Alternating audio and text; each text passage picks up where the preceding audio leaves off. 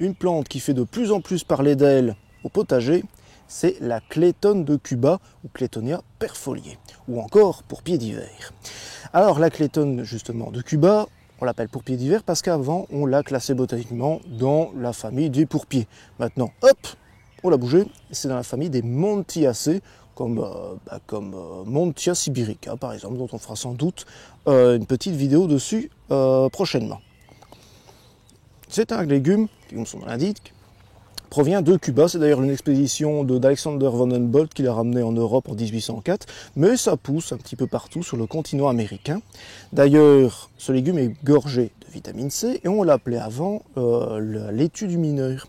Tout simplement parce que les colons arrivés en Amérique, ceux qui travaillaient dans les mines, pour lutter contre le scorbut, avaient l'habitude de manger un petit peu quelques feuilles de clétone de Cuba pour lutter contre cette maladie qui s'était remplie de vitamine C.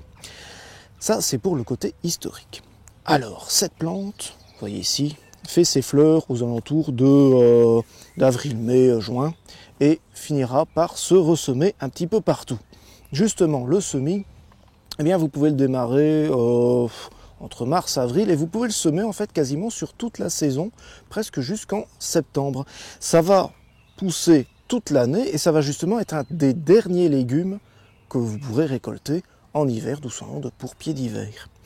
Ce légume justement, ça n'a pas besoin de grand chose. Du soleil, on va dire comme dans tous les légumes de potager, une terre un peu quelconque, riche et légère sans plus, mais ça peut pousser parfois sur des terrains un peu dégradés, des terrains un peu secs. Donc parfois si vous avez une zone un peu dégradée de une zone un peu où il n'y a quasiment rien qui pousse dans votre potager, vous pouvez quand même tenter la clétone de Cuba et le semer. Vous verrez bien que ça va pousser sans problème. Au niveau de l'entretien, vous pouvez pincer de temps en temps un petit peu la plante, la retailler un peu pour éviter qu'elle monte trop vite en fleurs et donc trop vite en graines. Sinon, à côté de ça, ça pousse tout seul, ça a même fortement tendance à se ressemer un peu partout dans le potager. Pas d'inquiétude cependant parce que ça a très peu de racines et vous voyez ici, hop, on l'arrache un petit peu et on l'arrache très facilement, voilà. On retire des petites touffes sans problème. Cette plante, eh bien, c'est un légume qu'on va surtout consommer cru. Ça a un très très bon goût d'ailleurs de cresson. On va manger ici le légume feuille, une petite feuille ici. Voilà, c'est un petit goût de cresson assez frais, c'est vraiment agréable. On peut ainsi le consommer en salade, mais on peut aussi le consommer comme des épinards, le faire cuire. Sachez juste qu'en général, la feuille fond énormément, donc en général, on prend une grande brassée de clétone de Cuba, on le cuit et on retrouve plus grand chose. Donc, plutôt privilégier de le manger cru.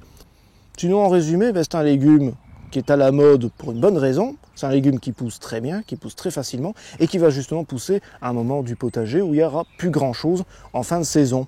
Bref, si vous cherchez un légume sans souci, pensez à la clétone de Cuba.